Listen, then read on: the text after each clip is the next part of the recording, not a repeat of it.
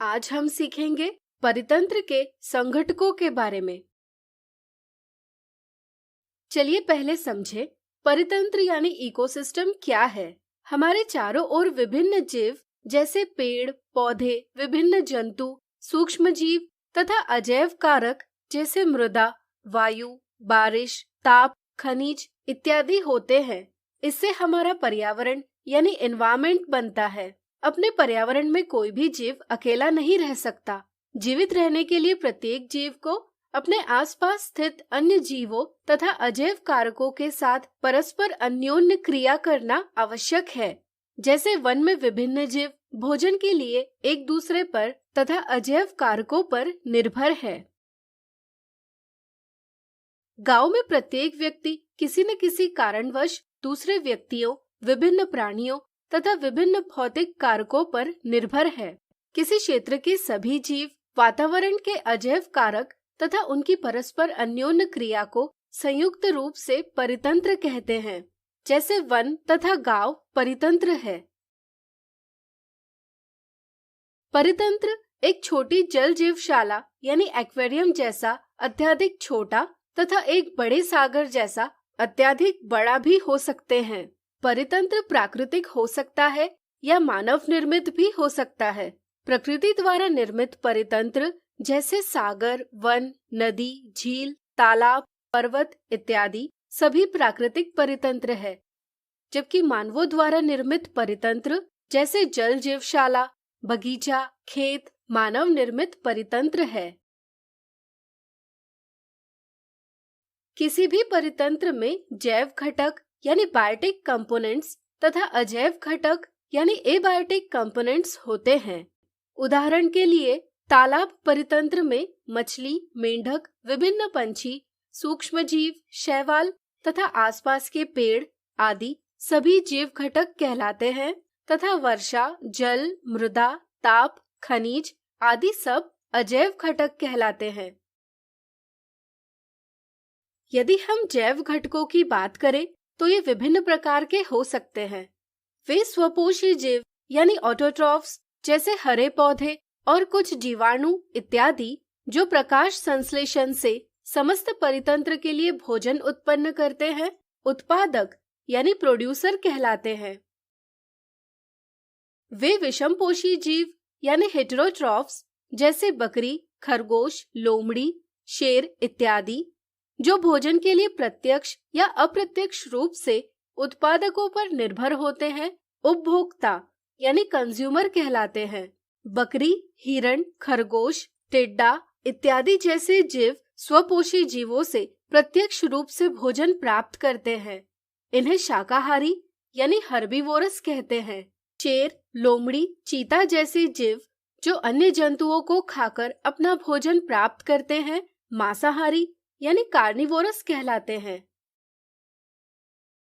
कुछ जीव जैसे मानव, सुअर, मुर्गी अपना भोजन पौधों तथा अन्य जंतुओं दोनों से प्राप्त कर सकते हैं। इन्हें सर्वाहारी यानी ओमनिवोरस कहते हैं।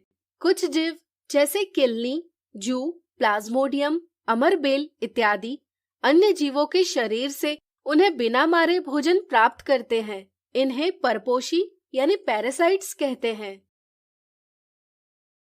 कई जीवाणु एवं कवक जैसे सूक्ष्म जीव मृत जैव अवशेषों का अपमार्जन यानी डिकम्पोजिशन करते हैं और जटिल कार्बनिक पदार्थों को सरल अकार्बनिक पदार्थों में परिवर्तित करते हैं।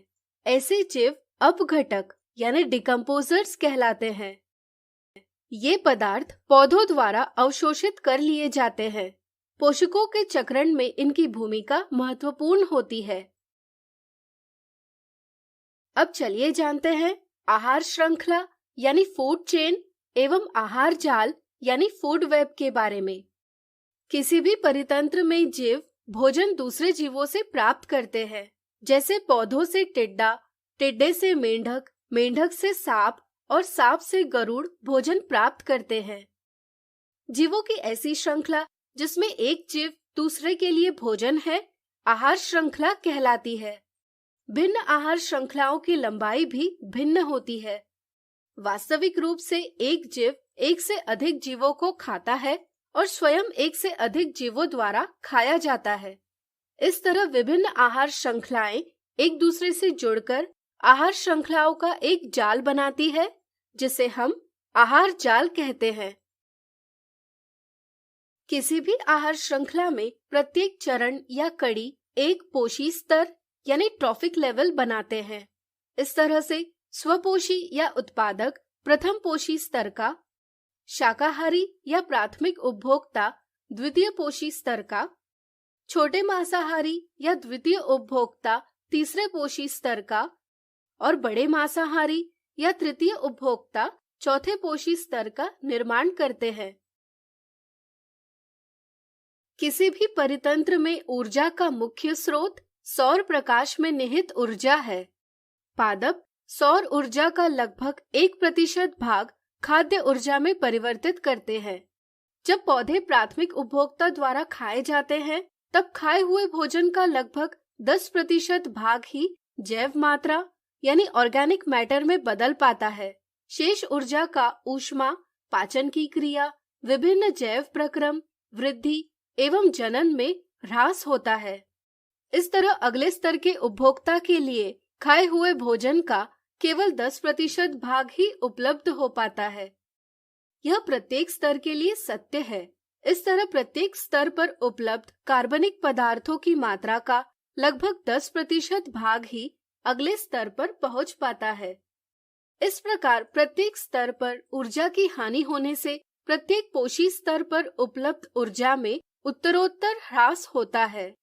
चूंकि अगले स्तर के लिए बहुत कम ऊर्जा उपलब्ध हो पाती है, इसलिए आहार श्रृंखला सामान्यतः 3 या 4 स्तरों तक मर्यादित होती है। ध्यान रहे, ऊर्जा का प्रवाह एक ही दिशा में होता है। इस तरह ऊर्जा का प्रवाह सूर्य से पादप, पादपों से प्राथमिक उपभोक्ता तथा अगले पोषी स्तरों में हो सकता है, लेकिन विपरीत दिशा में नहीं हो सकता।